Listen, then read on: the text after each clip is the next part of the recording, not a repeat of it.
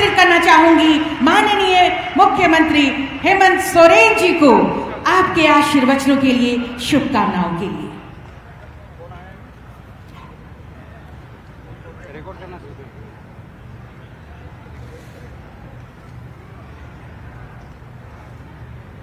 सभी रौरे मन के जोहार।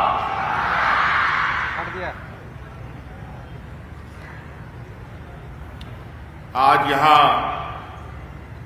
संजय कहाँ गया? बैठना कुर्सी में है, मजाक खाली कर। लोहरदगा जिला के समझ में नहीं आता। इस खेल मैदान खाना पीना बाद में नहीं होता। चेरी कुड़ू में आयोजित आपकी योजना, आपकी सरकार, आपके द्वार कार्यक्रम में हमारे साथ उपस्थित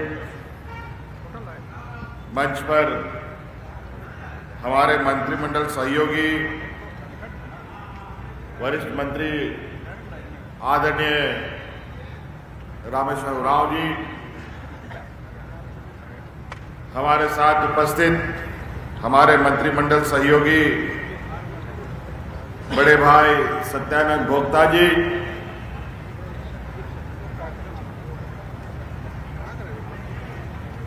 अभी अभी पहुंचे बड़े भाई बंधु तिर्की जी, यहां उपस्थित राज्यसभा सांसद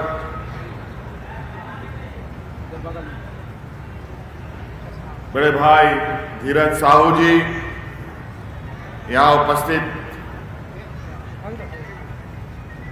पूर्व विधायक सुदेव भगत जी, यहां उपस्थित जिला परिषद अध्यक्षा रीना भगत जी और हमारे सचिव वंदना दादर जी, वरिष्ठ सचिव वंदना दादर जी, सचिव विनय चौबे जी, उपस्थित यहाँ जिला के डीसी एसपी साहब, सभी पदाधिकारीगण और विशेषकर आज के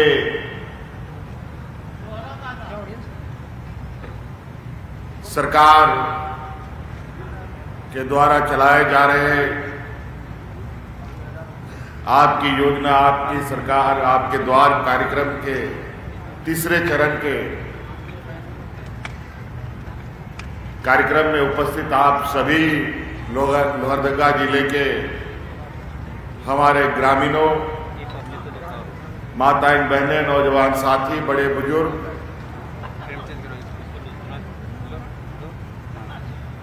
हमारे मानकी मुंडा पहान भाई, पत्रकार मित्रों, आप सबका मैं हार्दिक अभिनंदन और स्वागत करता हूं।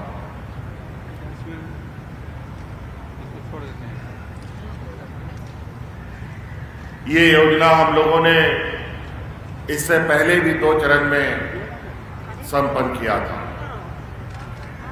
2021 से ये योजना एक बार 2021 में चला, 2022 में चला, अब ये 2023 में तीसरा चरण का ये कार्यक्रम है और तीसरे चरण का कार्यक्रम का तीसरा सभा में मैं आपके बीच आया हूं और जब जब ये कार्यक्रम को हम लोगों ने प्रारंभ किया है, तब तब मैं व्यक्तिगत रूप से विभिन्न जिलों में जाकर इस कार्यक्रम को और इस कार्यक्रम के गतिविधियों के बारे में, इस पर चल रहे कार्यों के बारे में मैं व्यक्तिगत इसकी जानकारी लेता रहा हूं। पहला चरण का हम लोगों ने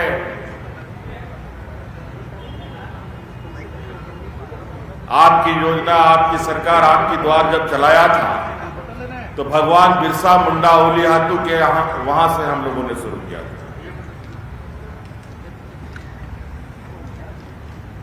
इस बार तीसरा चरण का कार्यक्रम हम लोगों ने हमारे वीर शहीद सिद्धू कान्हू चांद भैरव फूलो झानो के जन्म स्थल से शुरू किया है।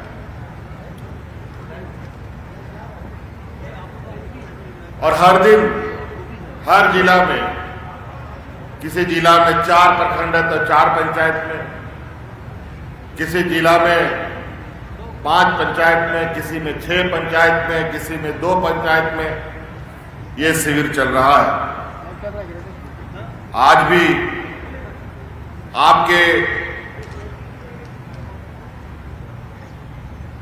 जिला में सेन्हा में, बदला पंचायत में, लोहरदगा के हिरी पंचायत में और भंडरा के 81 पंचायत में भी ये शिविर चल रहा है। और एक तो हम लोग यहां भी एकत्रित हैं।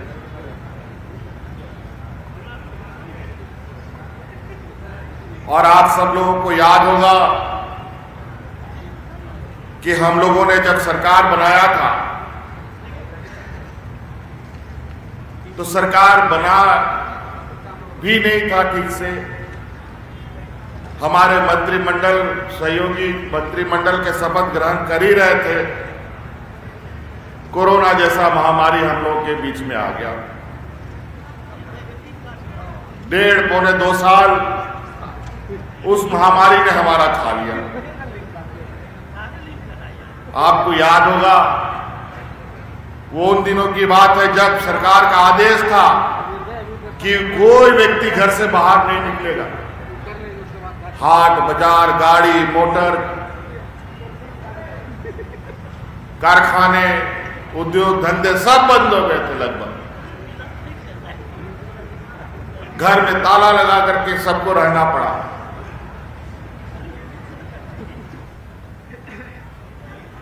हमारे बड़े पैमाने पर विभिन्न राज्यों में मजदूरी करने जाने वाले लोग अलग अलग राज्यों में जाके फंस गए।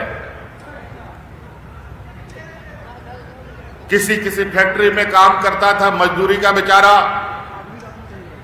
वो फैक्ट्री बंद हो गया और उनको मजदूरी से हटा दिया गया और कोई उनको रहने के लिए मकान भी नहीं देता था, बल्कि जिसके घर में कोई काम भी करने वाला था उसको भी घर से बाहर कर दिया।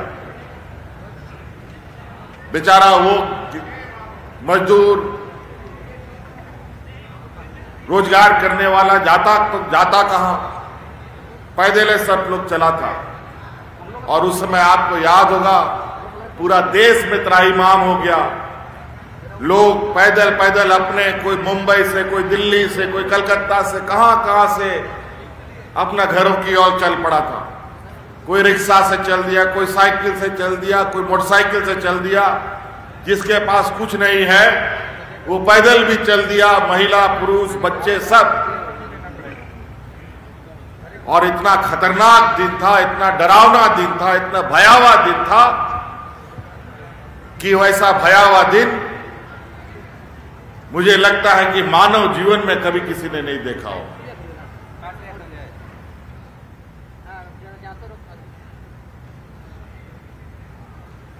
गरीब मजदूर की महिलाएं सड़कों पर बच्चे को जन्म दे रही थी। लोग भूखे प्यासे सड़क में मर जा रहे थे।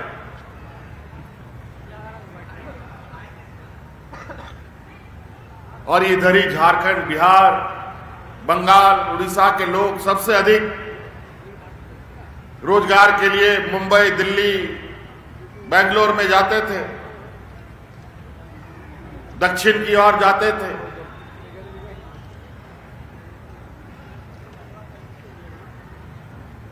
उत्तर की ओर जाते थे, सभी तरफ जाते थे। और ये खबर रोज अखबारों में, टीवी में, विभिन्न समाचार पत्रों में छपता था। हम लोगों को बहुत तकलीफ होता था। तो उसमें पहली बार इस देश में हमने पहला कदम उठाया और अपने मजदूरों को हवाई जहाज से ढो ढो करके ला करके गांव में भेजने का काम। हम कोरोना ढो के ला रहे थे। एक तो वैसे भी कोरोना सब पर पूरा दुनिया में फैल गया और ऊपर से बाहर के लोगों को हम ढो के ला रहे थे। कई राज्यों में तो ऐसे लोग मरे जैसे जानवर मुर्गी सब मरता है बीमारी में, एक सांप धड़ल्ले से मर जाता था। कई राज्यों में तो इतने लोग मरे कि वहां पर उनको दफन करने के लिए जमीन कम पड़ गई, जलाने के लिए लकड़ी कम पड़ गया। इतना डरावना, इतना भयावह दिन था। लेकिन झारखंड जैसा पिछड़ा राज्य, जहां अस्पताल की व्यवस्था नहीं, जहां डॉक्टर की व्यवस्था नहीं, ऐसे स्थिति में भी हमने राज्य में कोई मजदूरों को मरने नहीं दिया। शांति से हम लोगों ने इस महामारी को पार किया। अब 2 साल बीतने के बाद हम लोगों ने आपके बीच में जो हमारी जिम्मेवारी थी, जो हमारे वादे थे चुनाव के पहले के, उन एक एक वादों को पूरा करने के लिए निकल पड़े। कई ऐसे आज भी गांव है हमारा इस राज्य में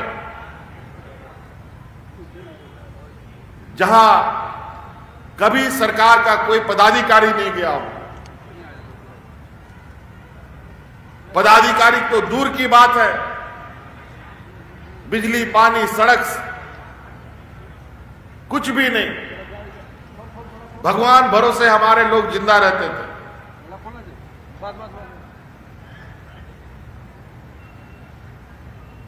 कोई सुनने वाला नहीं था सरकार का।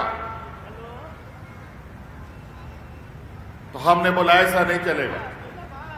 अब ये सरकार यहां के मूलवासी आदिवासियों की सरकार है। अब ये सरकार इस राज्य के सबसे अंतिम व्यक्ति तक पहुंचेगा। तो इसकी सोच हम लोगों ने शुरू की। पहला चरण सरकार को आपके दरवाजे में, पंचायत में भेजकर आपके लिए जो सरकार योजना बनाती है उसकी गठरी बांध करके आपके दरवाजे में पदाधिकारियों को खड़ा किया। पहली बार जब हम लोगों ने शिविर लगाया तो 35 लाख हमको आवेदन मिला गांव से, गरीब गुरुआ लोगों का। दूसरा चरण जब हम लोगों ने शिविर लगाया तो लगभग 50-55 लाख हमको आवेदन मिला। तो लगभग समझिए 1 करोड़ का लगभग गांव की समस्या सरकार तक आई थी।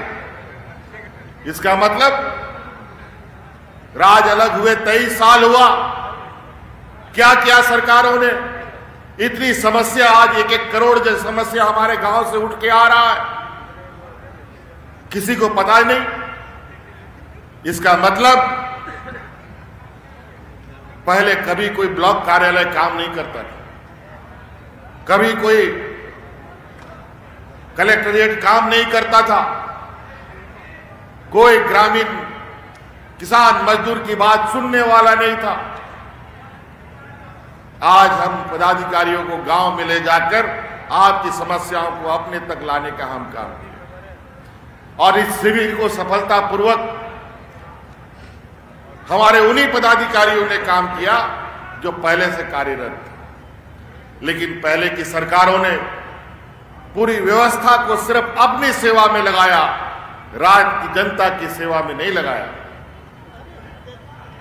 और राज्य के कर्मचारियों को तनख्वाह सरकार इसीलिए देती है कि वो आपकी सेवा करे, हमारे किसान मजदूरों की बातें सुने और उनकी समस्याओं का समाधान करे। लेकिन इससे पहले कर्मचारियों को आदेश देने वाले जो लोग थे, उन लोगों ने इस राज्य के कर्मचारियों को राज्य की जनता की सेवा को छोड़ अपनी सेवा में लगा दिया। और नतीजा ये हुआ कि 1-1 करोड़ गांव की समस्या का दरखास्त हमारे तक पहुंचा। हमने उन दरखास्तों को खंगालना शुरू किया कि कौन सा दरखास्त सबसे अधिक आया, किस तरीके की समस्याएं सबसे अधिक है, और उस सब का सूची बनाओ और एक एक करके उस समस्या का समाधान करना शुरू करो। तो पहला चरण का जो हमारे पास दरखास्त आया, तो इस राज्य में हमारी गरीबी की जो पीड़ा थी उसमें सबसे अधिक जो हमको आवेदन मिला वो पेंशन को लेके हमारे पास, कोई विधवा पेंशन का, कोई विकलांग पेंशन का, कोई वृद्धा पेंशन का। और इस समस्या का समाधान किसी सरकार ने भी कभी नहीं निकालने का प्रयास किया, ना विधायक, ना सांसद के पास, ना दिल्ली सरकार के पास, ना राज्य सरकार के पास। पहले तो डबल इंजन की भी सरकार थी, लेकिन कभी इन लोगों ने इस राज्य के गरीबों के आंख के आंसू पोंछने का काम नहीं किया। तो हमने भी इस बात को सोचा कि इस काम को कैसे किया जाए।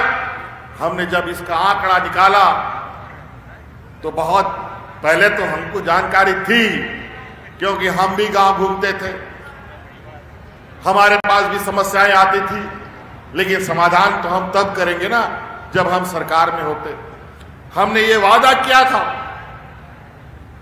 और इस अनुरूप हमने इस राज्य के सभी बुजुर्गों को पेंशन देने का सर्वजन पेंशन योजना को हम लोगों ने लागू किया। आज कोई बूढ़ा बुजुर्ग हमारा गांव में पेंशन के लिए नहीं भटक रहा है।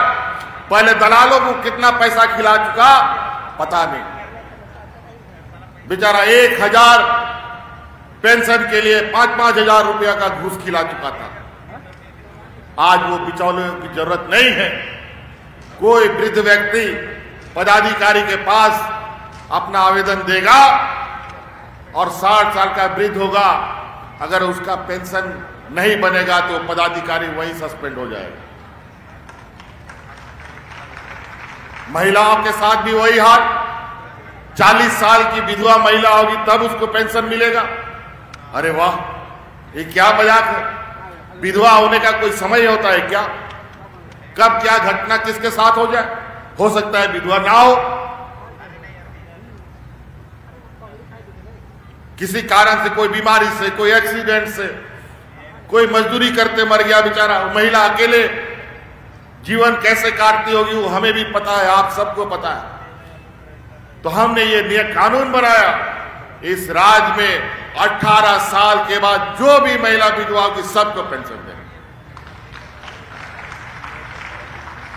आज कोई राज्य में बिना पेंशन की महिला नहीं। विकलांग का भी वही हालत।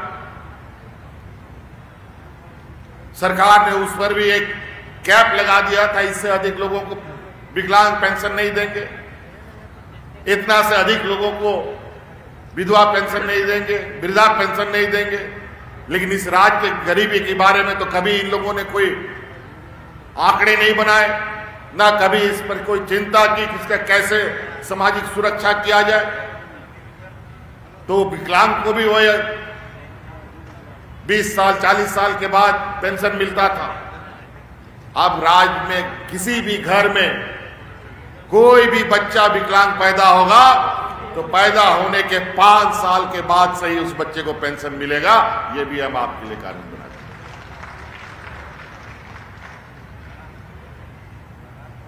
हर मनुष्य की एक न्यूनतम जरूरत है, रोटी, कपड़ा और मकान।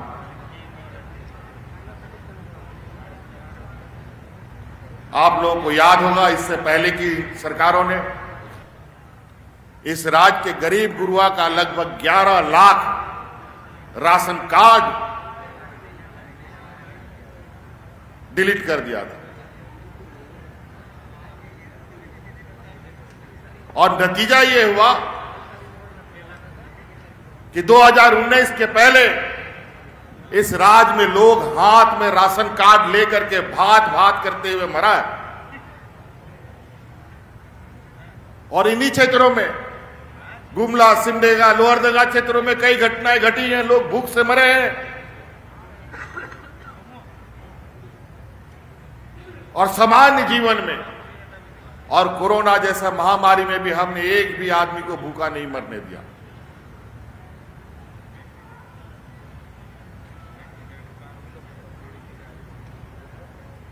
तो आज सरकार ने उन 11 लाख लोगों का, जो लोगों का डिलीट किया गया था, उन लोगों के अतिरिक्त 20 लाख अलग से हरा राशन कार्ड बनाकर के गरीबों के बीच में बांटे।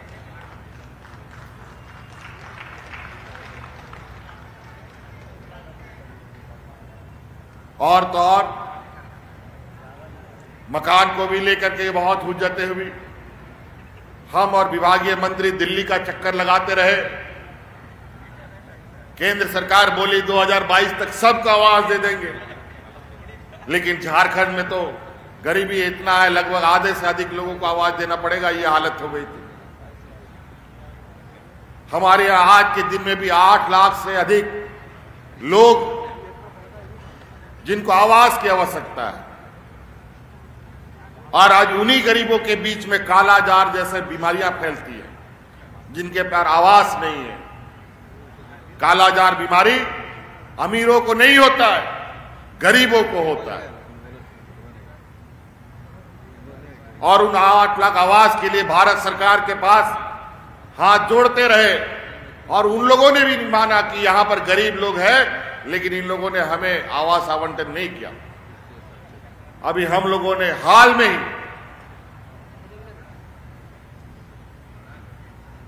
पहले यहां के लोगों की सामाजिक सुरक्षा उनको प्रदान हो, इसके लिए आबुआ आवास नाम से हम लोगों ने योजना प्रारंभ करना शुरू कर दिया है। अभी आपके यहां शिविर कैंपों में भी जो हमें जानकारी मिल रही है कि आबुआ आवास का जो स्टॉल है उसमें सबसे अधिक भीड़ लगता है। हम जिला प्रशासन से कहना चाहेंगे कि अभी कई जगहों से हमें इसकी जानकारी मिली है, जरूरत पड़े एक नहीं आप 2 आवास का स्टॉल लगाएं और सभी का आवेदन लेकर के उसको हमारे तक पहुंचाने का काम करें। और ये आवास जो प्रधानमंत्री आवास देते हैं, उससे बढ़िया 3 कमरे का आवास हम लोग सुसज्जित आवास बना करके देंगे, और उससे ज्यादा दाम का हम लोग का आवास भी होगा।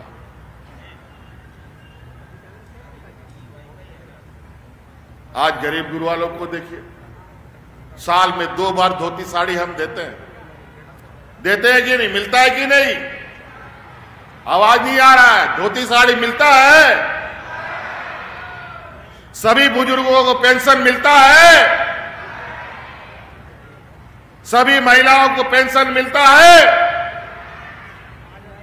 महिलाओं का आवाज कम आ रहा है, पेंशन मिलता है। चलिए, लेकिन हमारे विपक्ष को क्या हो गया? ये लोग बोलता है कि हम लोग ढोंग रच रहा है, हम लोग गरीबों का कोई सुद्धि नहीं लेते।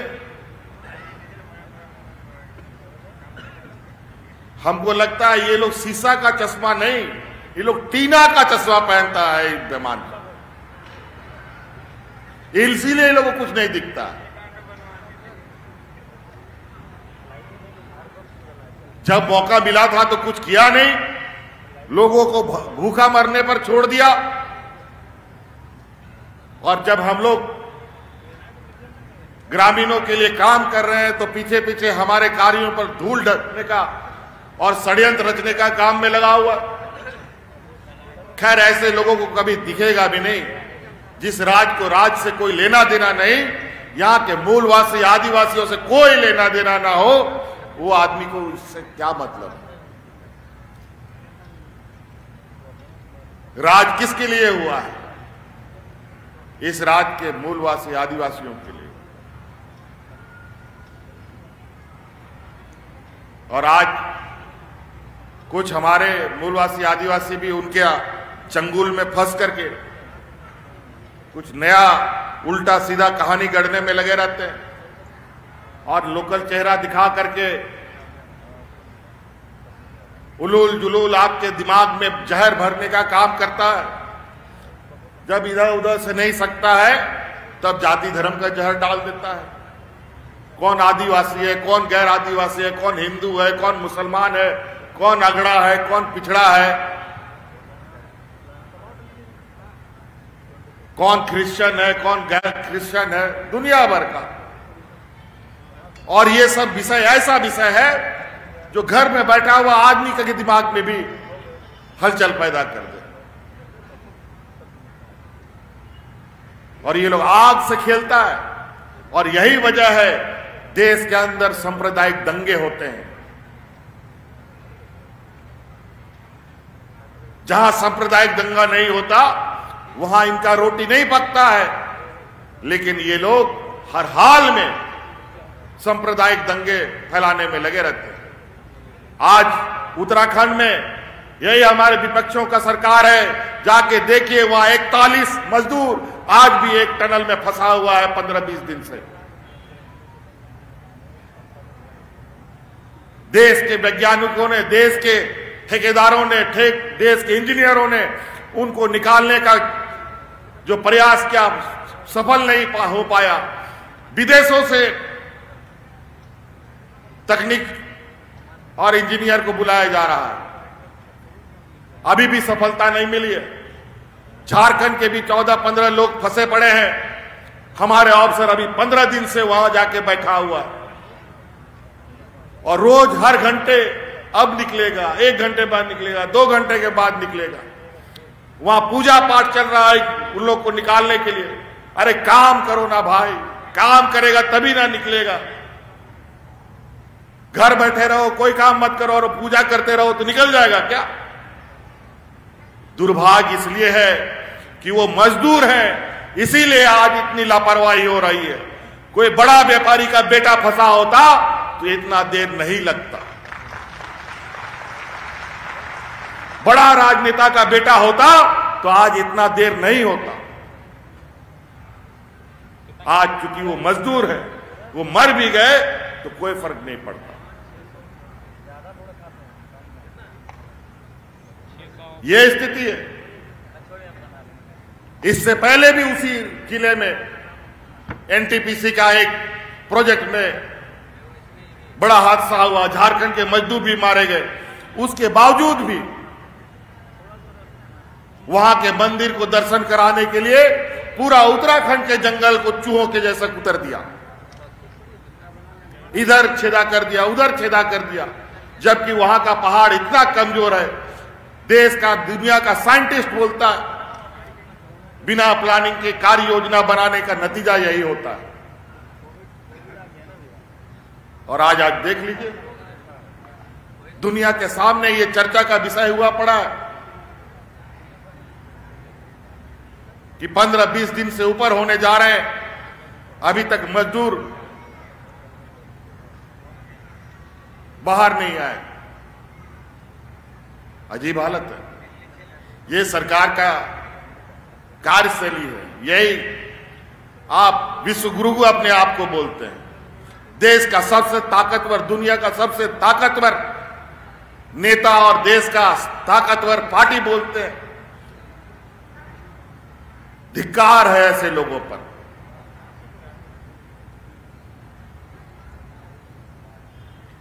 पूरा देश को इन लोगों ने जो बदहाल कर दिया है। आज देखिए महंगाई आसमान छू रहा है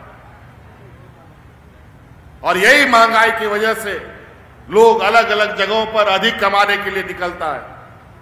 क्या करेगा बेचारा? दाल, चावल, आटा, किताब, कलम, सब चीज महंगा।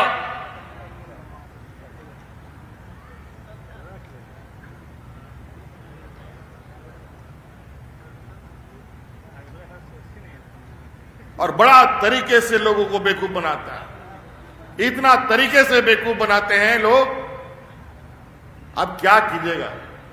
लगता है कि बड़ा आदमी बोलता है तो सच्चे बोलता है। ऐसा नहीं है। अब वो कलयुग चल रहा है, जितना बड़ा आदमी उतना बड़ा झूठ बोलने वाला अब मिलता है। आज बिचौलिया, झूठों का बोलबाला ज्यादा है और सच को इधर उधर से परेशान करने में ये लोग लगे, क्योंकि आज इन लोगों का देश पर कब्जा है। आज इनको ये नहीं दिखता सावित्रीबाई फुले योजना के माध्यम से इस राज्य की 7.5 लाख से अधिक बच्चियों को हमने लाभान्वित किया है। हम जानते हैं हमारे राज्य में गरीबी इतना है कि 8वां 9वां पढ़ाई हमारी बच्चियां पूरा नहीं करती है, मां बाप लोग दूल्हा ढूंढने लगता है। हम उन मां बाप से गुजारिश करना चाहेंगे, अब आपको बच्चियों का पढ़ाई का चिंता नहीं करना है, इसीलिए सावित्रीबाई फुले योजना हमने प्रारंभ किया है। अभी तो 2 बच्चों के लिए हम लोगों ने सावित्रीबाई फुले को चलाया था। अब घर में जितनी भी बच्चियां होंगी सबको सावित्रीबाई फुले से जोड़ेंगे, उसको हम कानून बनाने जा रहे हैं। एक दिन हम 10-15 बच्चियों से मुलाकात किए। हम उनसे पूछा कि सावित्रीबाई फुले का योजना किसको किसको मिला बेटा? तो सभी बच्चों ने हाथ उठाया, एक बच्ची ने हाथ नहीं उठाया। हम बोले तुमको क्या हुआ? बोला कि हमारी 2 बहनों को मिल गया है, हम तीसरी बहन है इसलिए हमको नहीं मिला। क्योंकि कानून भी बन गया ऐसा, हम लोगों के भी जहन में नहीं आया, तो हमको बहुत खराब लगा। उस बच्ची का चेहरा देखकर लगा कि ये तो सरासर अन्याय है। उसी समय हमने निर्णय लिया कि अब कोई भी बच्ची को हम लोग इस योजना से अलग नहीं करेंगे। आप इसको 11वीं 12वीं पढ़ाइए, आगे इंजीनियर, डॉक्टर, वकील भी बनाइएगा, उसका भी पूरा खर्चा राज्य सरकार देगी। ये हम आपके लिए कानून बनाते हैं।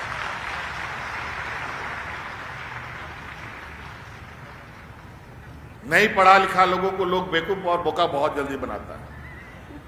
इसीलिए आने वाली पीढ़ी हमारी मजबूत होगी। इसी आशा उम्मीद के साथ इस योजना को हम लोग बनाएं। और जो सपने हमारे गरीब गुरुआ आदिवासियों का, दलितों का, पिछड़ों का, अल्पसंख्यकों का, जो कभी सपना भी नहीं देखता था, उन सपनों को हम आपको देखने के लिए मजबूर भी कर रहे हैं और उन सपनों को हम पूरा भी कर रहे हैं। किसी ने कभी सोचा कि हमारा आदिवासी, हमारा दलित, हमारा पिछड़ा, हमारा अल्पसंख्यक बच्चा विदेश में जाके पढ़ेगा?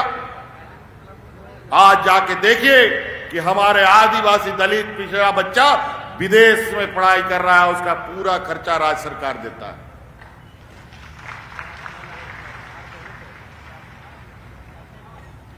आज मरांगोम के जयपाल सिंह मुंडा जी, जिन्होंने विदेश में पढ़ाई की, उस समय तो पता नहीं किसी तरह वो लोग पढ़ लेते थे, लेकिन अब तो दुर्भाग्य हो गया यहां के आदिवासी, दलित, पिछड़ों का। अब तो कोई जा ही नहीं पाता। तो हम लोगों ने कानून ही ऐसा बनाया कि इस राज्य के विदेश में जाने वाले बच्चों के लिए भी हम लोग रास्ता निकालेंगे। और ऐसा नहीं करोड़ों रुपया उन बच्चों के ऊपर खर्चा हो रहा है, लेकिन उसको पढ़ाई करने के बाद सरकार को पैसा वापस नहीं करना है, उसको समाज को सेवा देकर दायित्व निर्वहन करना है। अपने पैरों पर खड़ा होने के लिए हम लोगों ने उनको आगे बढ़ाया। तो कई ऐसी चीजें हैं आपके यहां लोहरदगा जिले में, तो कई चीजें हैं। अभी ये कुड़ू क्षेत्र है जहां हम लोग आज कार्यक्रम कर रहे हैं, यहां भी कई योजनाएं सभी के लिए हम लोगों ने चला रखी है। किसानों के लिए, महिलाओं के लिए, युवाओं के लिए, किसान लोगों के लिए बिरसा हरित ग्राम, पशुधन योजना, दीदी बाड़ी योजना, कई योजनाएं हम चला रहे हैं।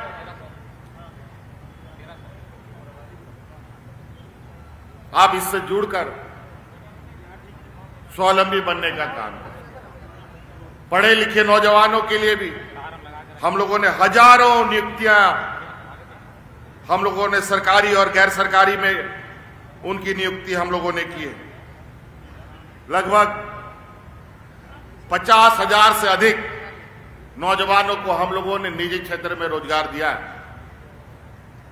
सरकारी योजना में तो पहली बार तो जेपीएससी का नियम बना, उसका नियमावली ही नहीं बना था, और नियमावली बनाकर हम लोग रिकॉर्ड दिन में 250 दिन में बच्चों का परीक्षा लेकर उनका रिजल्ट प्रकाशित कर उनको आज हम वीडियो सीओ अलग अलग जिलों में बना के भेजे। और सुनकर आपको हैरान नहीं होगी जो हमारे विपक्ष बोलते हैं कि इन लोगों ने जेपीएससी में घोटाला किया है। बोलने से घोटाला होता है क्या जी? वो लोग निकाल के दिखाए भी घोटाला हुआ हो। आपको सुनकर आश्चर्य होगा कि उन जेपीएससी की परीक्षा में लगभग 33-34 बच्चे जो हमारे छात्र छात्राएं हैं वो ऐसे घर से थे जिसकी मां आंगनबाड़ी सेविका सहायिका, कोई पारा शिक्षक का बेटा, कोई किसान का बेटा, कोई मजदूर का बेटा। उन लोगों ने जेपीएससी निकाला है और आज बीडीओसी और कलेक्टर बनकर के हमारे बीच में गरीबों के सेवा में। यह स्थिति है और ये लोग बोलते हैं घोटाला करता है। गलती से हमारे परिवार, हमारे बच्चों ने जेपीएससी निकाल लिया, यूपीएससी निकाल लिया, तब तो ये तो और भी ढिंढोरा छाती पीट पीट कर सड़कों पर बोलेंगे देखो इन लोगों ने घोटाला किया। और इन लोगों ने जब जेपीएससी निकाली है उसके आधे से अधिक इन लोगों ने, हमारे विपक्ष के नेताओं के बेटों ने नौकरियां पाई है। उसका सीबीआई जांच अभी भी चल रहा है। किस दिन उनकी नौकरी चली जाएगी पता नहीं, लेकिन सीबीआई, ईडी, आजकल आप लोग नाम सुनकर परिचित हो गए होंगे। ये लोग ऐसा सफेद हाथी है कि जांच के नाम पर आदमी का उम्र कटवा देते हैं। हो सकता है कि वो नौजवान सब रिटायर भी कर जाए और जांच पूरा ना हो, क्योंकि केंद्र सरकार उसी तरीके का व्यवहार में है। जिनको परेशान करना है इन लोगों को लगा दो। अभी 40-50 हजार और नियुक्ति निकलने की प्रक्रिया में है, जहां हमारे पढ़े लिखे नौजवान अपने भविष्य आजमाने का काम करेंगे। कई ऐसी चीजें हैं जहां अगर हम एक एक सिलसिलेवार तरीके से योजनाओं पर बात करें तो एक दिन में भी कम पड़ेगा। आज इसीलिए हम लोग लगातार इसमें समय लगेगा। 2 साल तो कोरोना खा गया और जिस दिन से हम सरकार बनाए कोरोना तो दुर्भाग्य की बात है। गरीब गुरुआ लोग को जीवन भर बहुत तकलीफ होता है, हमेशा उसके लिए चुनौती बना रहता है। वही हाल सरकार का भी हो गया, क्योंकि ये सरकार आपकी सरकार है। गरीब गुरुआ, आदिवासी, दलित, पिछड़ों की सरकार है। चुनौती भी वैसे ही मिलता है। मार कोरोना आ गया, अब उसमें भी समझ में नहीं आता था क्या करें रात दिन। वो बीमारी का कुछ अता पता नहीं, जान पहचान नहीं, ना दवाई है ना कोई इलाज है, क्या किया जाए कुछ समझ में नहीं आता था। भारत सरकार समय समय पर एक को चिट्ठी भेज देता था, ऐसा करो वैसा करो, और कुछ समय के बाद एक इंजेक्शन आया, ये इंजेक्शन लगाओ सब ठीक हो जाएगा। और पता चला उस इंजेक्शन में भी दुनिया भर का घोटाला हुआ पड़ा है आज के दिन।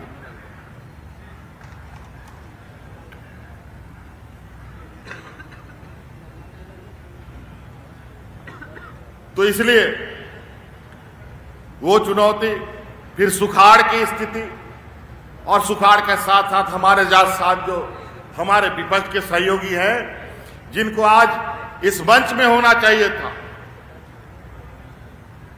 आज इस मंच से बाहर एक नया, बगल से एक नया रास्ता में चल रहे हैं और नए नए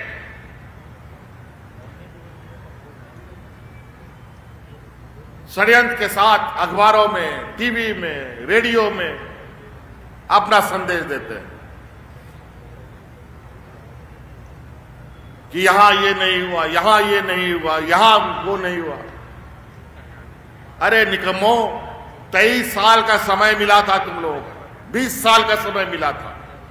20 साल में जो तुम लोगों ने गंदगी किया है, उस गंदगी को सफाई करने में क्या 3 साल में पूरा हो जाएगा? आज उनकी जो गंदगी है उसको निकालने में बरसों लग जाएगी। खैर, हम उनसे अलग आप लोगों को हमारी सारी योजनाएं हमारी इस राज्य के ग्रामीण अर्थव्यवस्था को मजबूत करने के लिए है। और हम जानते हैं कि हमारा गांव मजबूत हो जाएगा, हमारा किसान मजबूत हो जाएगा, हमारा मजदूर मजबूत हो जाएगा, तो ये राज्य अपने आप मजबूत हो जाएगा।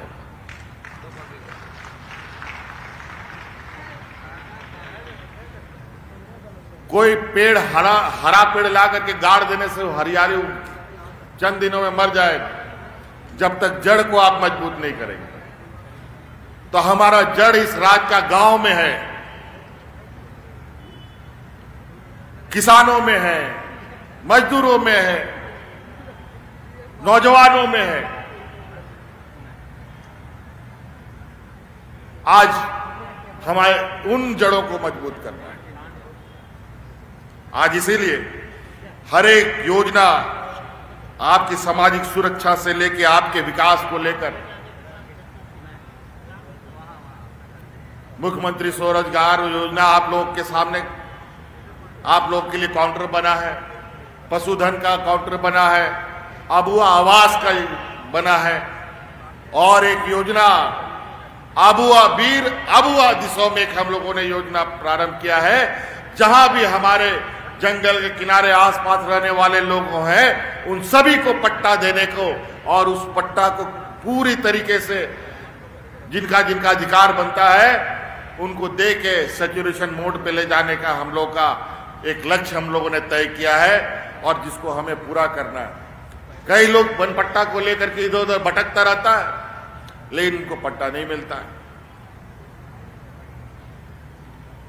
उन सभी का वो भी हम लोगों ने योजना प्रारंभ की है। आज इसके अलावा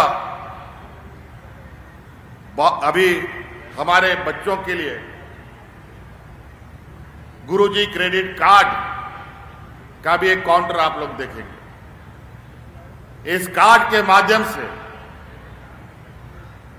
10वीं पास के बाद से 12वीं क्लास तक के बच्चों को हम लोग एक कार्ड उपलब्ध कराएंगे। 12वीं पास के बाद कोई भी बच्चा कोई भी पढ़ाई करना चाहता है, इंजीनियर बनना चाहता है, डॉक्टर बनना चाहता है, वकील बनना चाहता है, कोई बढ़िया डिग्री लेना चाहता है, और आज के दिन में आपको पता है कि ये सब पढ़ाई कितना महंगा हो गया है। आज उसका महंगाई को ध्यान में रखकर उसका पढ़ाई खराब ना हो, इसके लिए ये क्रेडिट कार्ड हम दे रहे हैं। और जिस लड़का को आगे या लड़की को आगे पढ़ाई करना है तो उसका 4 साल में जितना खर्चा होगा वो पूरा का पूरा राज्य सरकार सहयोग करेगी। आर्थिक सहयोग करेगी, और कोई आपको गारंटर देने का जरूरत नहीं है, कोई जमीन बंधक देने का जरूरत नहीं है, कोई जानवर बंधक देने का जरूरत नहीं है। सरकार आपका गारंटर बनेगा। जब तक आपका डिग्री का साल रहेगा, 4 साल का कोर्स रहेगा, 5 साल का कोर्स रहेगा,